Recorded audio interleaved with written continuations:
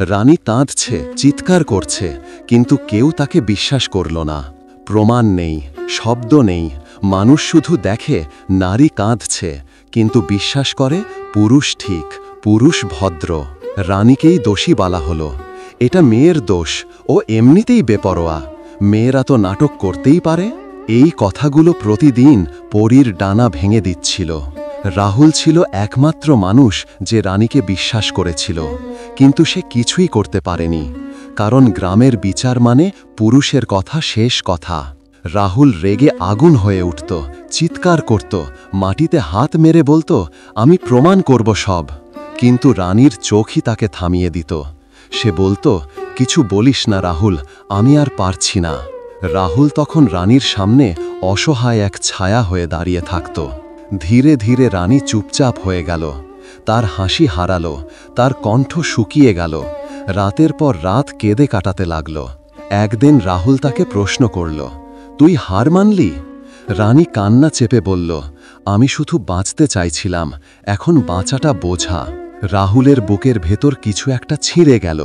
সে জানত আজ যে রানী তার সামনে দাঁড়িয়ে আছে, সে আর আগের রানী নেই। এ যেন অন্য কেউ, ডানা কাটা কেউ, ভাঙা কেউ, দম বন্ধ হওয়া কেউ। সময় আরও পেরিয়ে গেল। মানুষ রানী সম্পর্কে নানা কথা বলল। কেউ বলল ও কাঁদছে, অভিনয় করে। কেউ বলল ও লজ্জা নষ্ট করেছে। কেউ বলল ও ত্রুটিপূর্ণ। কিন্তু কেউ বলল না, ওর পাশে দাঁড়াও। রাহুল রোজ চেষ্টা করত তাকে শক্তি দিতে। রানী হাসত, কিন্তু সেই হাসি ছিল মোমবাতির শেষ আলোর মতো, একটু পরে নেভে। রানী একদিন বলল, রাহুল, ডানা ভাঙলে পাখি উড়তে পারে না, মানুষও পারে না। রাহুল তার হাত ধরে বলল, আমি থাকব তোর পাশে। রানী মাথা নিচু করে বলল, তুই থাকলেও আমি আর আগের আমি না। কথাটা ঠিক। কারণ পৃথিবী যদি একজন নারীকে ভেঙে দিতে চায়, তাহলে সে ভাঙে। তার চিৎকার যদি কেউ না শোনে, সে নীরবতাকে অভ্যেস করে ফেলে। রানী তাই নীরব হয়ে গেল। মুখে কথা নেই, চোখে আলো নেই, মনে স্বপ্ন নেই। একদিন ভোরে রাহুল রানীকে ডাকল, বাইরে আয়, রোদটা দারুণ। রানী দরজা খুলে তাকালো, চোখে অদ্ভুত শূন্যতা। রোদ আমার পুড়িয়ে দেয় রাহুল। রাহুল স্তব্ধ হয়ে গেল। তার সামনে যে মেয়েটা দাঁড়িয়ে, সে আর সেই মিষ্টি প্রাণবন্ত রানী না। সে শুধু এক ভাঙা আত্মা, এক ডানা কাটা পরী। দিন কেটে কেটে রানী আরও হারিয়ে গেল নিজের ভিতর। মানুষ বেশি ব্যথা পেলে কান্নাও শুকিয়ে যায়। রাহুল যতবার তার দিকে তাকাতো, মনে হতো কেউ দাঁড়িয়ে আছে যে জীবনকে ক্ষমা করেনি, যে পৃথিবীর ওপর আর ভরসা রাখে না। রাহুল এক রাতে বলল, চল আমরা অন্য কোথাও চলে যাই। রানী তাকিয়ে বলল, কোথায় যাব? রাহুল বলল, যেখানে মানুষ তোকে চিনবে না।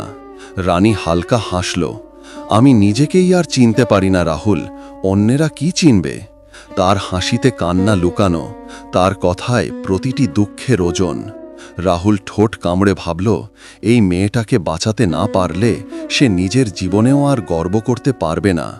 কিন্তু কখনো কখনো মানুষ চাইলেই সব পারে না। সেদিন শেষ দেখা। রাহুল মাঠ পেরিয়ে রানীর বাড়ি গেল। দরজা খোলা, রানী উঠোনে বসে আছে, চুল খোলা, চোখ লাল। রাহুল বলল, তুই ঠিক আছিস? রানী ধীরে মাথা নাড়ল। ঠিক আছি মানে? বেঁচে আছি, সেটা কি ঠিক থাকা? রাহুল চুপ করে গেল।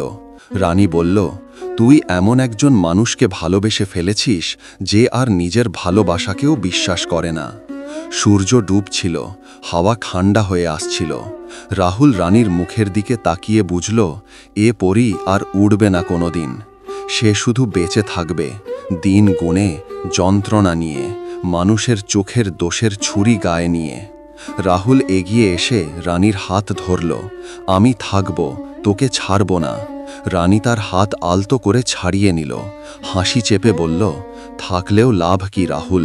ডানা কাটা পরীরা উড়তে পারে না, তাদের শুধু আকাশ দেখাই কষ্ট। রাহুল কাঁপা গলায় বলল, আমি আকাশ দেখাব না, আমি শুধু তোর পাশে থাকব। রানী মাথা নিচু করল, তার চোখ দিয়ে একটা নীরব পানি পড়ল। এটা কান্না না, এটা শেষ হয়ে যাওয়া আশা। রানা উঠে দাঁড়ালো। আকাশ অন্ধকার হয়ে গেছে, বাতাস থেমে গেছে।